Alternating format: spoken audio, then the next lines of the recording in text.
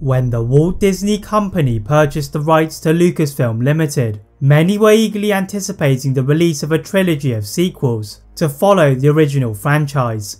The hype led to Episode VII the Force Awakens, becoming one of the highest grossing films of all time after its release in 2015, but the subsequent episodes were met with mixed responses from Star Wars purists.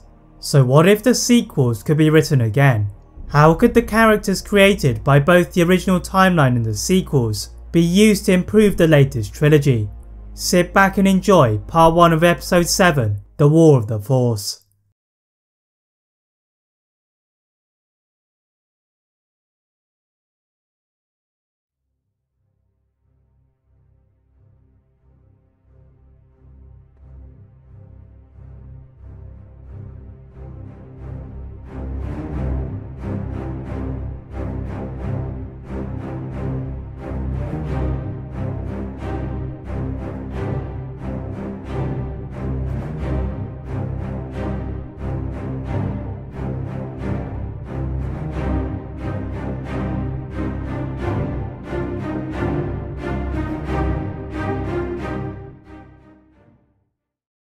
Above the skies of the planet of VII 4, Jedi Master Luke Skywalker hovered over the jungle-covered moon in his X-Wing starfighter alongside his loyal astromech R2-D2.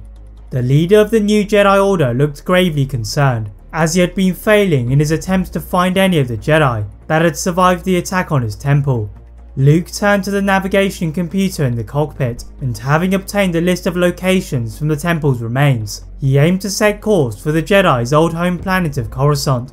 But as he does so, he can feel something wrong in the Force, and he swiveled his craft in time to avoid the attacks of two old model Imperial TIE fighters.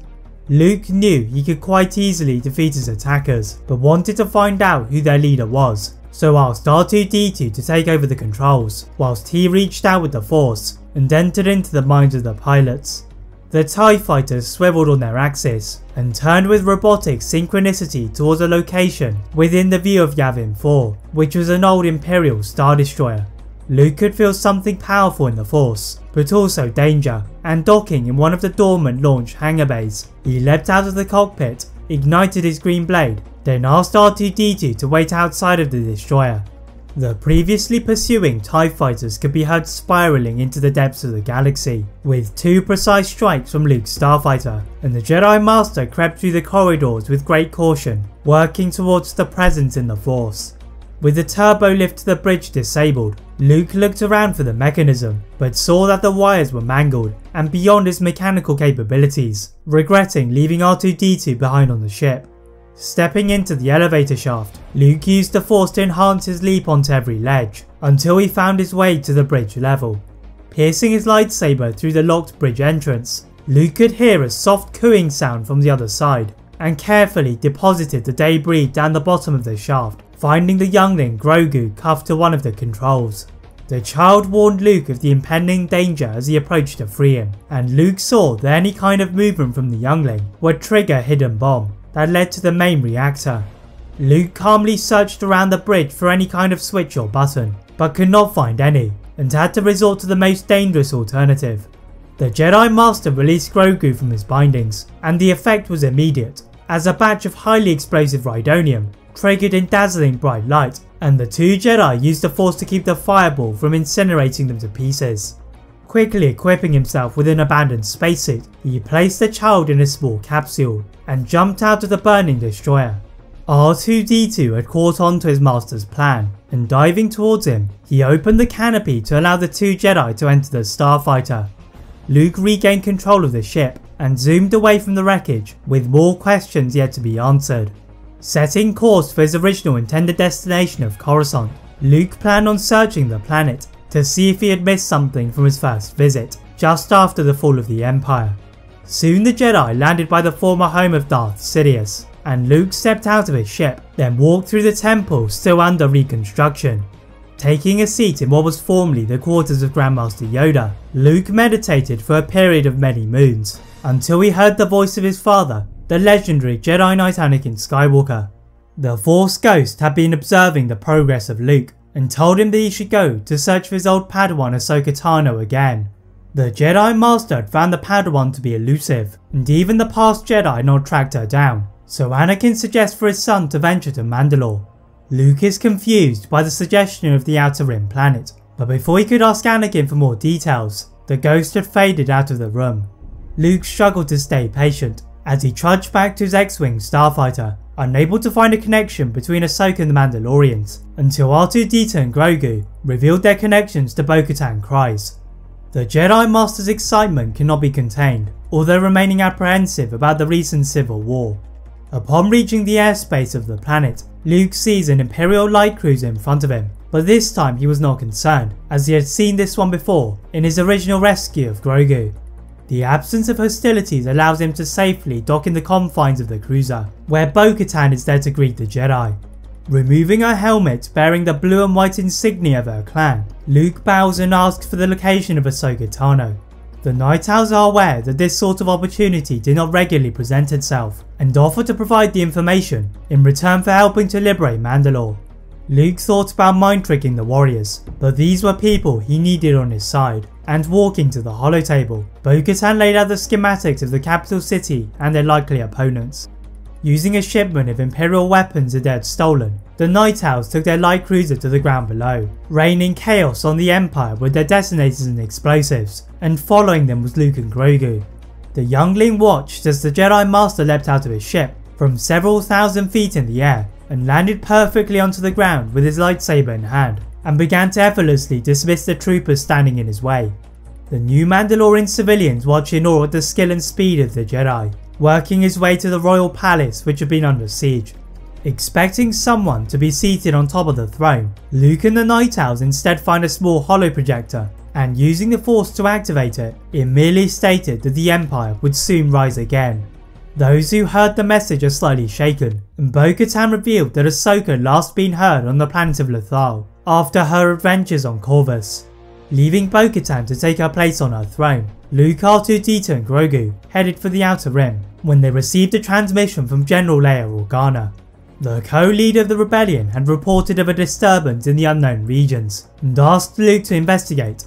The Jedi Master placed his priority on finding Ahsoka first and found his way to the capital city's spaceport, where he saw the New Republic's government building. Closely followed by R2-D2 and Grogu, Luke felt a shadow moving around them and placed a hand on the hilt of his blade on his belt in anticipation of an attack. Suddenly, R2-D2 beeped loudly, and Luke quickly turned around to see the Mandalorian Sabine Wren standing in front of one of her murals. The astromech breaks the attention between Luke and Sabine, producing a recording of them collaborating to stop a shipment of Imperial weapons being transferred, and Luke lowers his blade.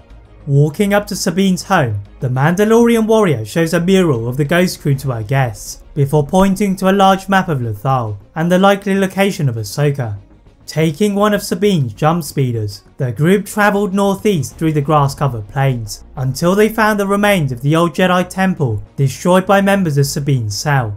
In front of it all sat a meditating Ahsoka Tano, who turned around upon sensing Luke. The former Jedi Padawan bowed respectfully to the Jedi Master, scarcely believing that she was looking at her master and Padme's son. Placing her hand gently on the domed head of R2-D2, the droid eagerly moved from side to side in response, before she told Luke her reason for being by the temple. Ahsoka sought to try and find Ezra and defeat Thrawn once and for all, asking for Luke for transport for herself and Sabine to go to the unknown regions, just as Luke had also wanted. The Jedi Master uses his connections to the New Republic, asking for transportations and supplies for an arduous journey, and Leia informs her brother that they would take several days to arrive. Whilst Sabine returned with Grogu and R2-D2, Luke and Ahsoka ambitiously lifted the ruins of the temple, aiming to find the portal to the world between worlds, something that Thrawn and Palpatine have failed to do. After several hours, the Force users failed to see any signs of a functioning portal, and made a makeshift room to meditate together. The Force energy beneath the site swirled around them, and a short while later, the Force ghosts of Anakin, Yoda and Obi-Wan stood equidistant around them.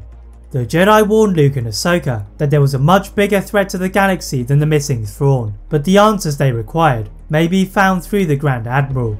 Their meditation is interrupted by a rumbling from above, and running out of what they thought was an imminent collapse, it turned out to be the Corellian freighter named the Millennium Falcon. Han Solo and Chewbacca ran down the ramp of the ship to greet Luke, when the Wookiee saw Ahsoka for the first time since the middle of the Clone War, and roared in delight. R2-D2, Grogu and Luke tailed the Millennium Falcon, all the way to the unknown regions in their X-Wing starfighter, eventually parting ways, with Luke heading to the home of the Chiss in Sela to look for Thrawn, and Ahsoka and the Falcon arriving on Ilum. Like her previous visit, the climate was icy cold, and the group also had to stick together to navigate a path through the blustering snow, until they reached the Old Crystal Caves. The former home of the Jedi was covered with remnants of the Empire, who had harvested the Kyber crystals to power the Death Star, leaving a scar in the once peaceful landscape. Han is about to return to the Falcon, when they hear the distant sound of a wolf, and running through the remains of the cave, they see Ezra on the floor, barely moving. That is it for part 1 of episode 7, The War of the Force. If you'd like to see a part 2 soon, please like this video, turn on that notification bell, click that subscribe button on this channel, as well as on my other channel What If Films. And as always, leave a comment on what if you'd all like to see next, and how I can improve my videos. Thank you all very much for watching, and see you next time.